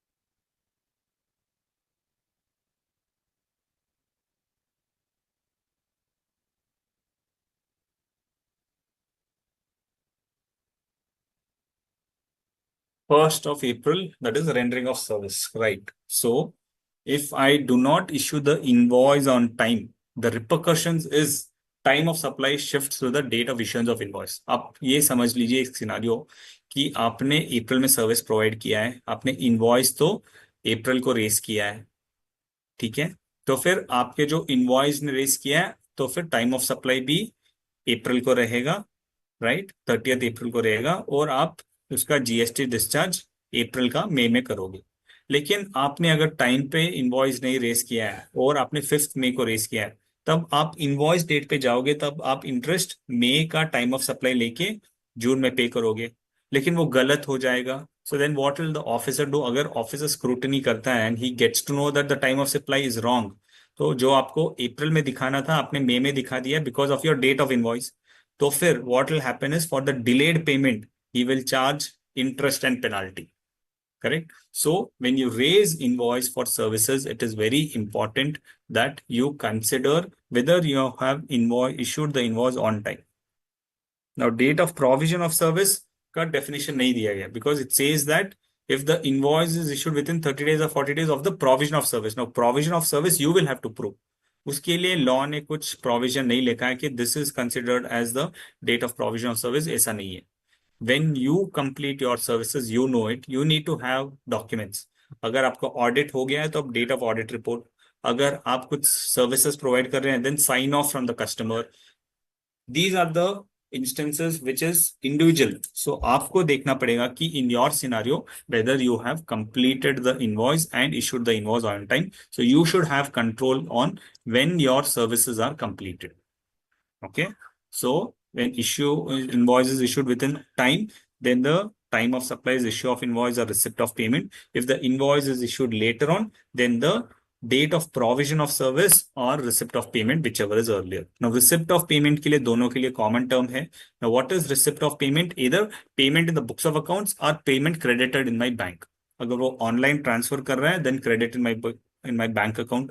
लेकिन अगर वो check देता है, so once he gives the check, I will deposit in my bank account. So that is treated as payment in my bank's account because check देने के बाद clearance कुछ time लग सकता है. So you cannot say that clearance will be the payment because payment when you record in the books, that is sufficient. Now this scenario is also there in an instance कि मैंने books में record नहीं किया, bank में आ गया, मैं भूल गया रिसिप्ट करने के लिए, इसलिए मेरे को पता नहीं है, that can't be said. क्योंकि इट सेज अगर आपके बैंक में क्रेडिट हो गया और बुक्स में आपका एंट्री नहीं है, then also it's receipt. Correct? कि हो सकता है कि चेक कस्टमर ने डायरेक्टली बैंक में डिपॉजिट कर दिया लेकिन आपने एंट्री नहीं किया है, लेकिन आपके बैंक स्टेटमेंट में तो दिख रहा है ना कि क्रेडिट हो गया है payment, that itself is sufficient to say that that is the date of receipt of payment. Now exceptions is receipt of an amount up to ₹1,000 in excess. यहाँ पे रेलेवेंट होगा कि आपने बिल किया है ₹3,000, लेकिन कस्टमर ने 3,500 किया है, एक्सेस कितना गया है ₹500, तो 500 is treated as an advance, तो फिर इस एडवांस पे आपको जीएसटी पे करना पड़ेगा। लेकिन this law says that receipt of an amount up to ₹1,000 in excess के लिए आपको जीएसटी रिसिप्ट बेसिस पे करने की जरूरत नहीं, you can pay it when you raise a subsequent invoice. जैसे I get post paid bills, Airtel का पोस्ट पेड कनेक्शन है, I get bills for 3,499 because usage के ऊपर जाता है, sometimes I get 3,600 and things like that. So I instead of paying exact bill value, I pay extra amount. Say 3,600 का bill आया था, I paid ₹4,000। So 3,400 is against the bill, ठीक है, उसमें time of supply is issue of invoice, लेकिन मैंने extra पे कर दिया है। 3,600 का बिल था, 4,000 पे कर दिया, तो 400 is the excess. This ₹400 excess is treated as an advance, क्योंकि विदाउट बिल मैंने पे कर दिया, this is like an advance. लेकिन the provision of time supply से इसकी आपको वैसे अगर छोटे छोटे अमाउंट अप टू ₹1,000 एक्सेस में आते हैं, तब आपको उस अमाउंट पे जीएसटी पे करने की जरूरत नहीं है, because this amount you will adjusted with your next invoice, और उसके ऊपर आपको फिर से एडजस्टमेंट करना पड़ेगा। So up to ₹1,000 don't worry, अगर आपको ₹1,000 एडवांस में एक्सेस भी आ गए हैं, तब the time of supply for that is an optional, कि आप इमीडिएटली पे कर सकते हो या फिर at the time of raising subsequent invoice. ठीक है, and the supply is deemed to have been made to the extent of invoice और वैल्यू ऑफ पेमेंट। तो इनवॉइस मैंने 10,000 का रेस किया, then 10,000 is treated as a value of supply. लेकिन अगर customer ने 5,000 रुपीज एडवांस दे दिया गया है, तो फिर time of supply is receipt of payment. So 5,000 पे मैं जीएसटी भरूंगा ही, लेकिन to the extent of 5,000 also it is treated as you made a supply. तभी तो जीएसटी और सप्लाई मैच होगा, because unless I make a supply I don't have to pay GST, but time of supply says that advance आने पे आपको पे करना पड़ेगा। टू मैच दोनों को मैनेज करने के लिए लॉ ने कह दिया कि ठीक है भैया, to the extent of invoice or to the extent of receipt, you can treat that it is a supply, और फिर to the extent of advance आपको supply treat करके आप जीएसटी पे कर सकते हो। ठीक है, now the time limit for issuance of invoice we have discussed. Now time limit for issuance of invoice for a continuous supply of service, जैसे continuous supply of goods था, वैसे continuous supply of services is when the due date is ascertainable from the contract, then the invoice shall be issued before the due date of payment. अगर due date contract में mention किया गया है तो उसके पहले that will be the time of supply. When there is the due date which is not ascertainable, आपको contract से ड्यू डेट असर्टेन नहीं कर सकते हो, लेकिन आप टाइमली इनवॉइस रेज कर दो। Invoice shall be issued before eight the time when the supplier receives the payment. या तो फिर आप इनवॉइस टाइमली रेज करो या फिर टाइमली पेमेंट रेज करो, इन दोनों का जब तालमेल हो जाता है देन इट इज फाइन। और when the payment is linked to completion of an event, then the invoice shall be issued before or the completion of that event. ये तो थियोरेटिकल हो गया, इसको प्रैक्टिकली समझते हैं। When a due date is ascertained from a contract, you have entered in the contract and saying that monthly you will raise the invoice, then that monthly is the time of supply. नहीं, मैं तो invoice कभी भी ले सकता हूं, लेकिन आपको पेमेंट मंथली करना है, then monthly payment. Third scenario is when it is link to completion of an event. We know that हमने क्लासिफिकेशन शेड्यूल 2 में देखा है कि construction contracts is a supply of service. So जब मैं अपार्टमेंट खरीदता हूं, then the builder says that I will raise invoice on completion of floors. अगर मैं 5th floor construct complete कर दिया हूं, then I will raise 20%. If I complete 6th floor, I will raise another 10%. When I raise complete 7th floor, I will raise another 10%. So each slab basis पे I will raise you an invoice. So मतलब क्या हो गया, ये event complete होने पे हो गया। So whenever a payment is linked to the completion of an event, then the invoice should be issued at the completion of the event. So जैसे जैसे ये events complete होते रहेंगे, तब तब आपको invoice raise करना है।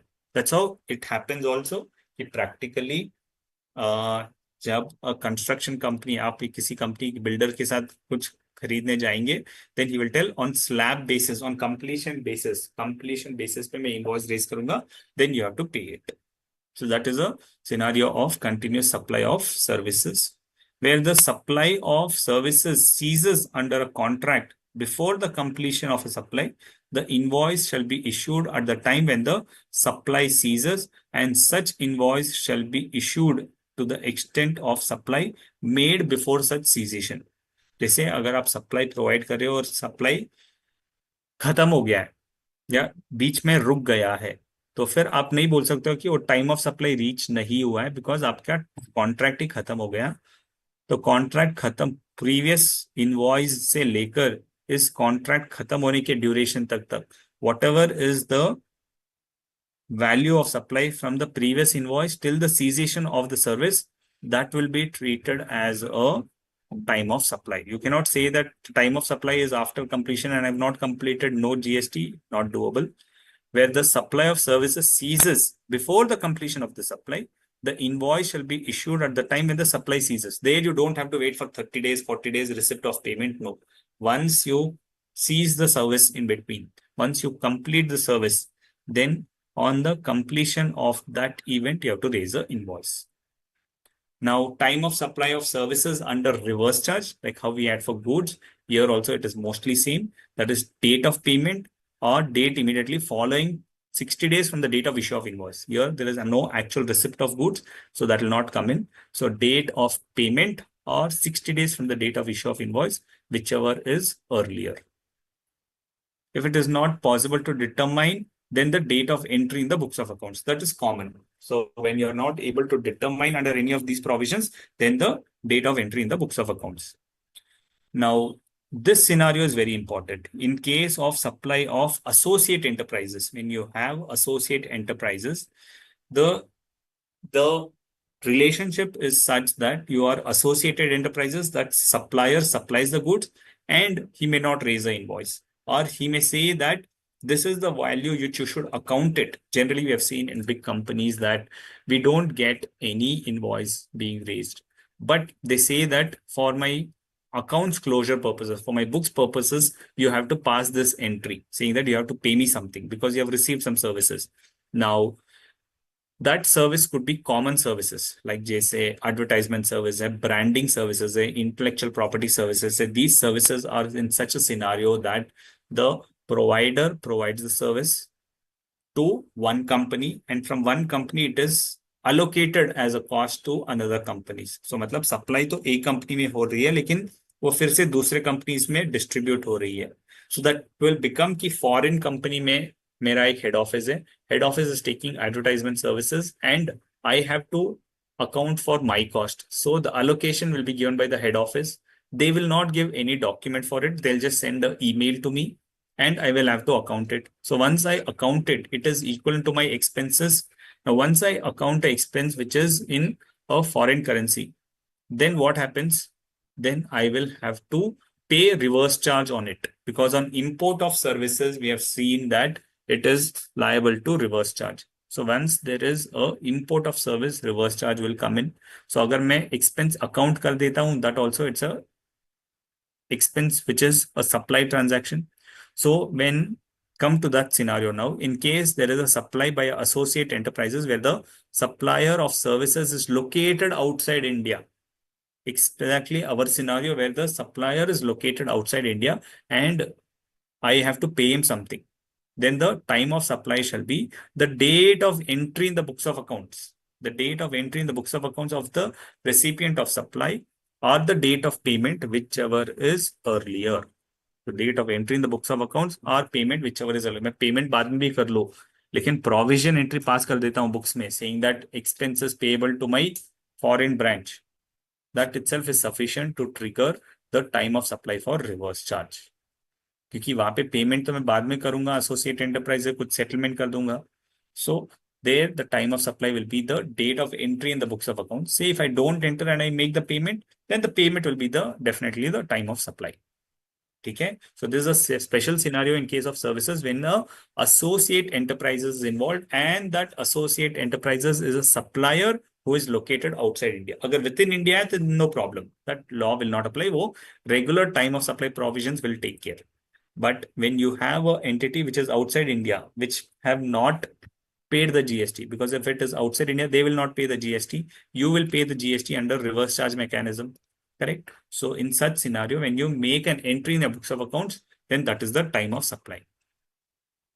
So let's understand time of supply in case of reverse charge basis. Firstly, in case of goods, it is earliest of receipt of goods. So we'll have date of payment or 30 days from the issue of invoice, whichever is earlier. If not, then the date of recording the supply, because अगर कोई भी scenario नहीं है, then when you account it in your books of accounts. And then in case of reverse charge for services is again receipt of goods scenario is not there for services. That's what we had explained, that in case of goods there is receipt of goods, but in services there is no actual receipt of goods and neither there is actual receipt of services. There is receipt of services, but you cannot identify the date. So the law said that in case of receipt of services, this condition will not keep. Then what condition will keep? Will keep the condition of date of payment or 60 days from the issue of invoice. The normal scenario is 30 days or 45 days, but in reverse charge for services, it is 60 days from the issue of invoice. If not, the date of recording the supply. And in case of an associate enterprises, we know that in case of an associate enterprises where the supplier is located outside India, the date of recording that supply in the recipient's book or date of payment, whichever is earlier. So receipt RCM for goods and RCM for services, this is clearly distinguished. So in case of an associate enterprises, what do you do when there is a supply of services from associate enterprises located outside India? Okay. Then the time of supply is date of entry of service in the books or of the account of the recipient, or date of payment for the service. Date of payment of service will be the date of entry of service in the books of accounts of the recipient, whichever is earlier. Date of entry of service in the books of accounts of the recipient, or date of payment, whichever is earlier. Now, just to recapitulate what we have studied, because that is what is, as I said, it is very simple chapter. We can understand and close it very fast. So we'll quickly recapitulate. We'll have a revision, so that we understand what is the chapter. The time of supply of goods under forward charges, date of issue of invoice, or date of recording payment, whichever is earlier. However, notification number 66 of 2017 says no GST at the time of receipt of advance.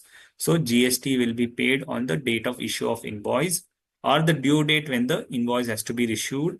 Now the due date for issuance of invoice is given in section 31. Okay. So that is the time of supply for goods. Now the time of supply of goods, this is under forward charge, regular. Now time of supply of goods under reverse charges, date of receipt of goods, the date of recording the payment in the books of accounts, or the date on which payment is debited. So either you will record it as payable or when it is debited from your bank, or 31 days from the supplier's invoice, whichever is earlier. So this is the time of supply of goods under reverse charge basis. And there is a clause which says if it is not ascertainable, then it is date of entry of goods in the books of account of the recipient. Now, time of supply for vouchers, we understood that it is the date of issue of vouchers if the supply is identifiable at that point. If the supply is not identifiable, then the date of redemption of the voucher. The provision of services is the time of supply of service under forward charges, date of issue of invoice, or date of recording payment in the books of accounts, or the date on which the payment is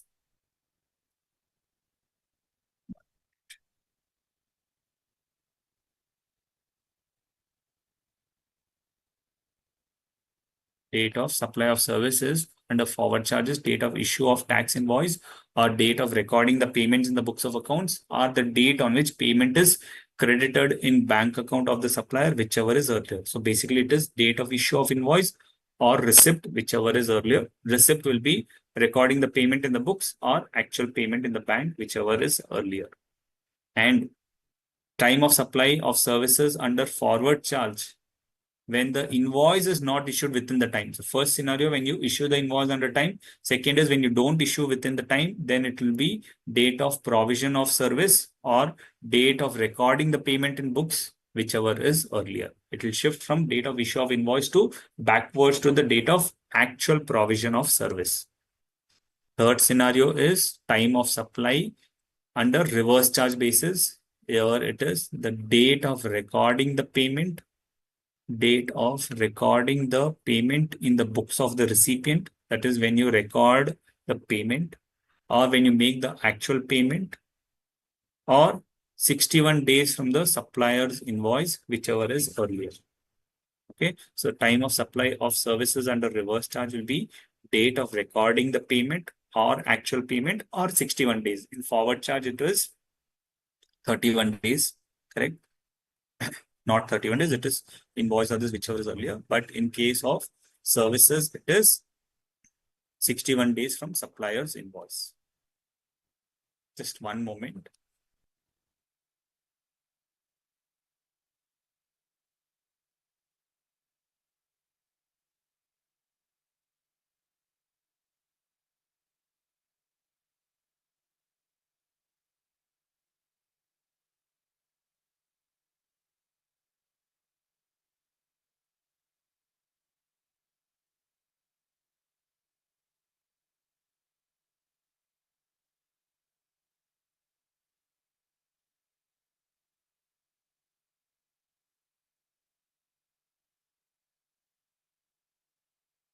And in a case of time of supply of vouchers.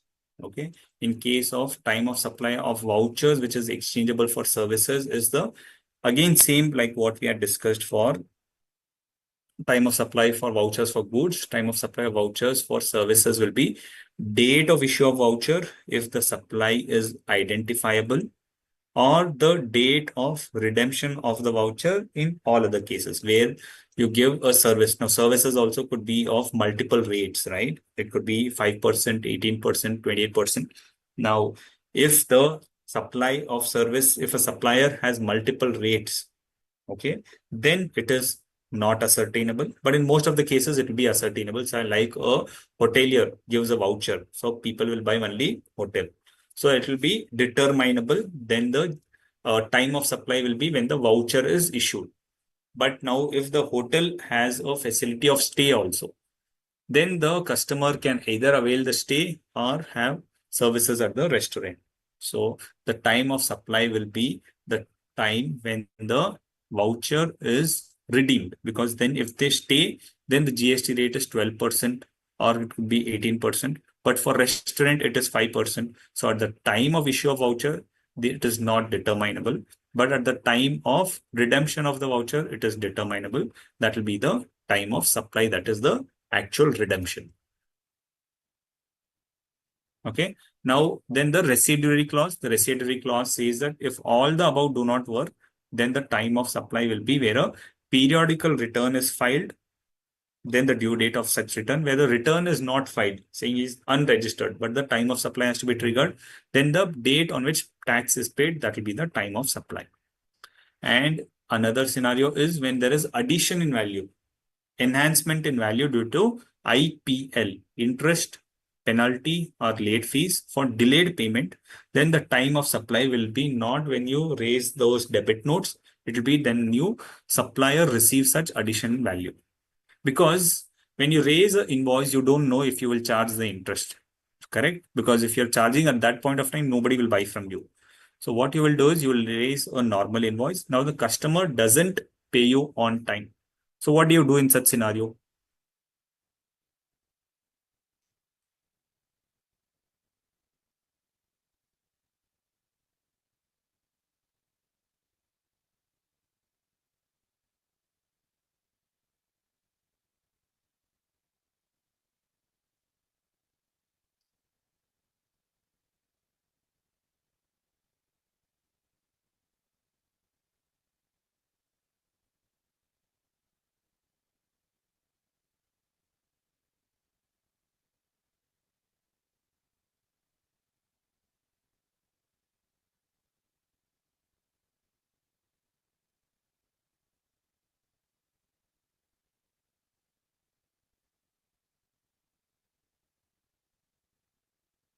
Interest will be charged, correct? How do you charge the interest? Because we are saying it is enhancement in value, correct? When you make a supply and any supply is linked to that thing, right? Like how we had said that composite supply. That's why we are discussing the concept of interest. Will it be added to the value or no? Then we discuss that yes, any kind of enhancement in value is getting added to the original value itself. But invoice is already raised. Now, if you have to charge interest, how will you charge that interest? Because invoice, you cannot amend it. You have raised an invoice for 1 lakh rupees. There is a delay in payment. Now you have to charge him interest of 5,000 rupees. Invoice is raised, and after 5 months of time, you decide that you have to charge him interest. How will you charge him the interest now? What document will you issue?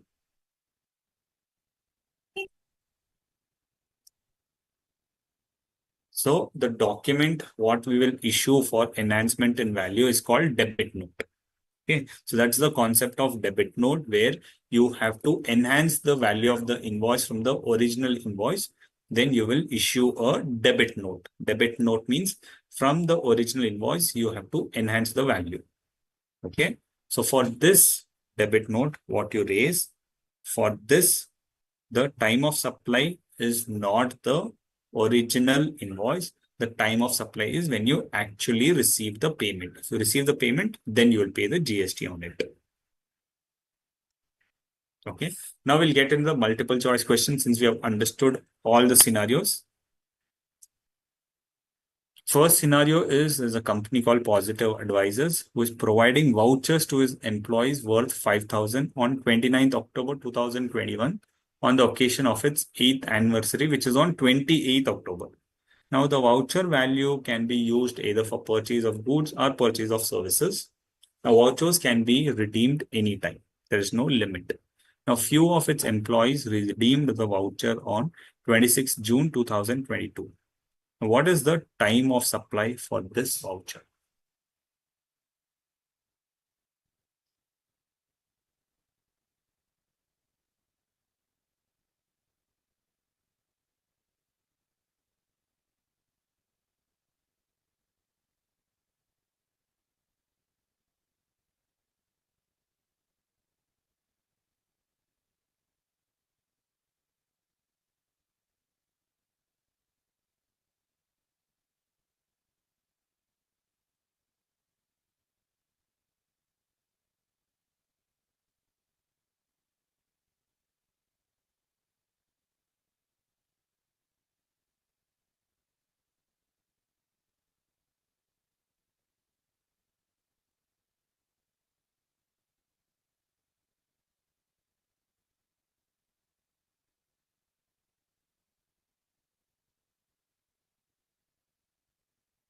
Yeah, what do you think? What is the answer?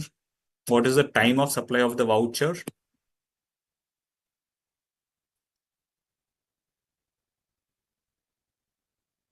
Correct. Answer is C, because it is a voucher which can be redeemed for goods or services. So it is not identifiable. So the time of supply is when it is redeemed, which is the 26th of June 2022. Which of the following is time of supply in case of supply of goods where reverse charge mechanism is applicable? In case of RCM, what is the time of supply?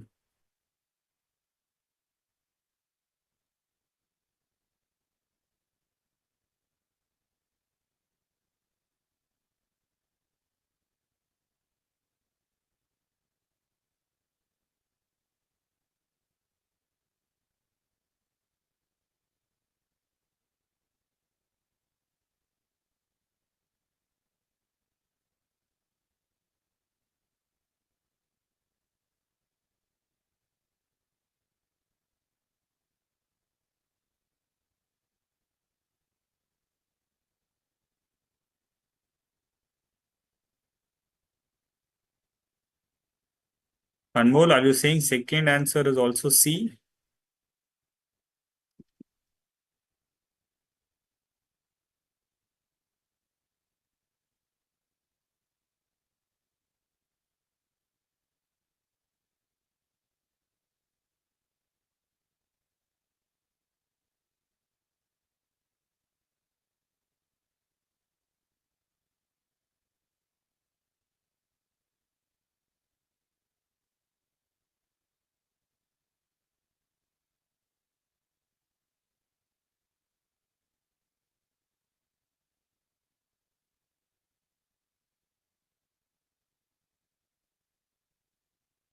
Second, it is D. Correct. The date of receipt of goods or date immediately following 30 days from the date of invoice or date of payment, whichever is earlier. Correct. Third one, Ms. Gomati provided professional services to Mr. Dinesh on 29th May. Invoice is issued on 28th June. Payment is received on 1st July. What is the time of supply?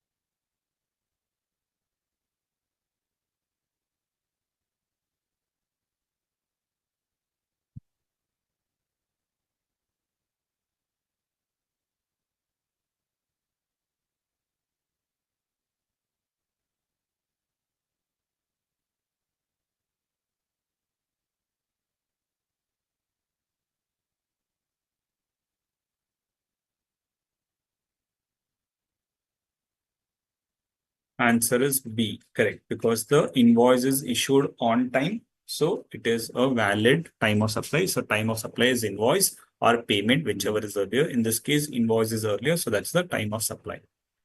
Fourth one, which of the following is the time of supply in case of supply of services where RCM is applicable?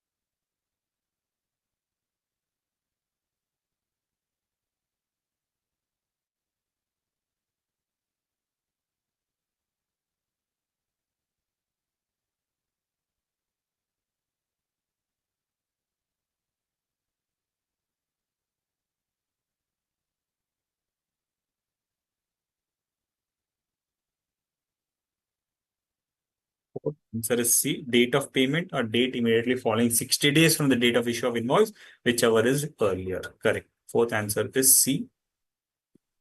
Last MCQ. Mr. Karthik has provided services to Mr. Gautam on 12th January. Invoice is issued on 15th February and the date of payment is 22nd March. What is the time of supply?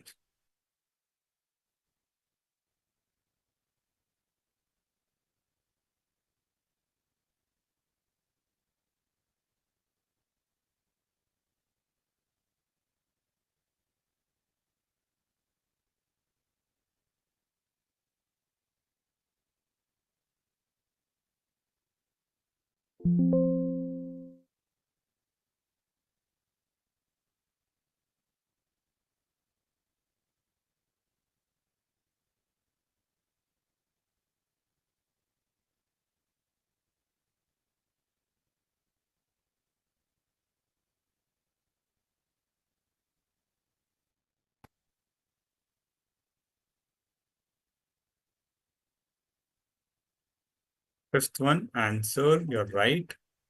Everybody, the answer is C, because the invoice is issued late. So the date of provision itself becomes the time of supply. So correct answer is C. Okay. So those were the small MCQs what we had for this chapter, because not many things you need to learn in this, just the time we have to be careful. Once we are careful of the time of supply will be automatically known. Any questions here or any scenarios which you want to cover?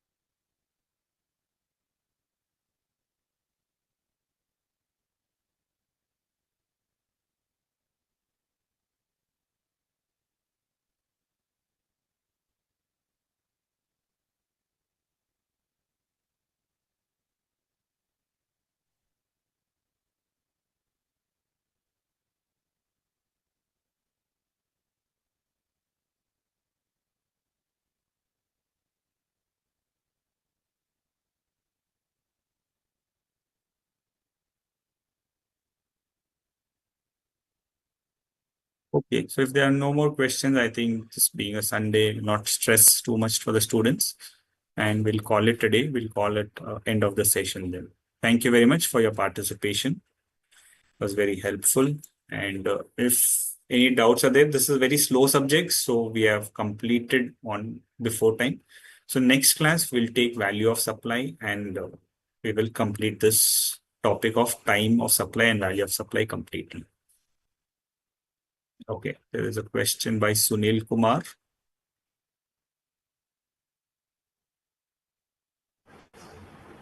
Sir chat section disabled है Sorry.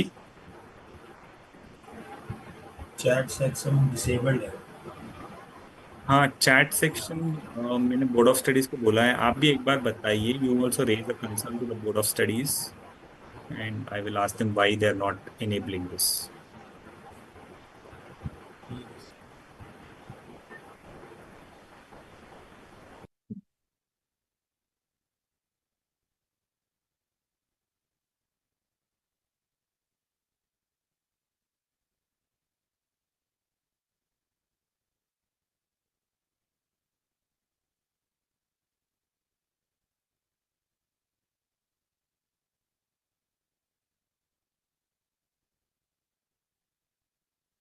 Sure, I will talk to them.